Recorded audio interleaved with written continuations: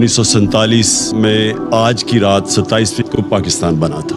پہلے ہم سب کو سمجھنا چاہیے کہ ایک بہت بڑی خواب کا نام پاکستان تھا۔ یہ کوئی عام ملک نہیں بنا تھا، یہ واحد ملک بنا تھا اسلام کے نام پہ، اور اس میں ایک نعرہ تھا کہ پاکستان کا مطلب کیا، لا الہ الا اللہ۔ سارے بر صغیر کے مسلمانوں کی کوششوں سے، ان کی ووٹ سے پاکستان بنا تھا۔ جو آج 20 کروڑ لوگ ہندوستان میں ہیں، ان کے جو بڑے تھے ان کو پتا تھا کہ وہ پاکستان میں نہیں رہنا، اس کے باوجود انہوں نے اس خواب کے پیچھے ووٹ دی تھی پاکستان کو۔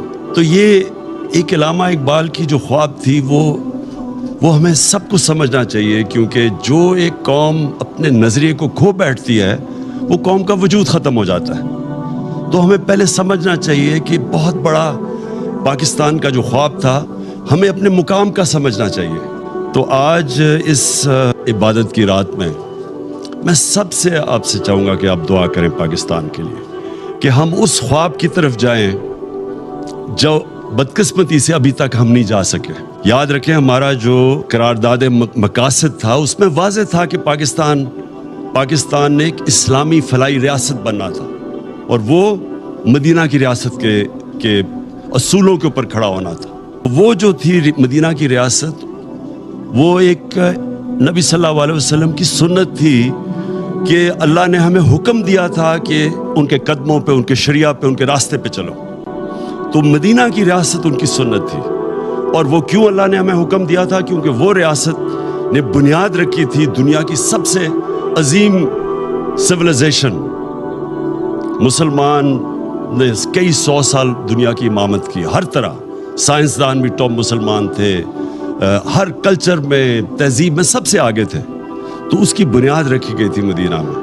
تو یہ پاکستان کو اس اصولوں پہ ہمیں کھڑا کرنا چاہیے تھا۔ ہمیں پہلے لا الہ الا اللہ کا مطلب سمجھنا ہے۔ لا الہ الا اللہ کا مطلب، جب آپ اللہ کے سوا کسی کے سامنے نہیں جھکتے، انسان آزاد ہو جاتا ہے۔ اور جو ہماری یہ زنجیریں جو ہمیں زمین پہ رکھتی ہیں، یہ جب تک لا الہ الا اللہ کا مطلب ہم نہیں سمجھتے، وہ زنجیریں ٹوٹتی نہیں ہیں۔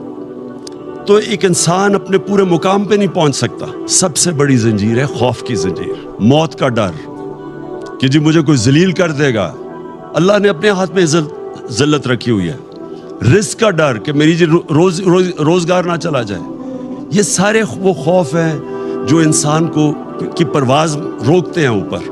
تو جو چیز انسان کو روکتا ہے اپنے مقام پہ پہنچنے کے لیے، وہ لا الہ الا اللہ ایک ایسا چیز ہے جو سب کچھ توڑ دیتا ہے، وہ زنجیریں توڑ دیتا ہے۔ وہ جو ہم نے بننا تھا، اس راستے پہ ہم پھر واپس جائیں۔ جو ہم بدقسمتی سے اپنا راستہ کھو بیٹھے، اور ہم اپنے وہ جو پوٹینشل اللہ نے جو ہمیں طاقت دی ہوئی ہے، جب اس نے کہا میں تمہیں اشرف المخلوقات بنایا ہے، سب سے عظیم مخلوق، انسان فرشتوں سے بھی اوپر چلا جاتا ہے لیکن گرتا ہے تو جانوروں سے بھی نیچے چلا جاتا ہے۔ تو ہم کچھ بھی بن سکتے ہیں، ہم زمین پہ چونٹیوں کی طرح بھی جا سکتے ہیں، اور ہم پھر فرشتوں سے بھی اوپر جا سکتے ہیں۔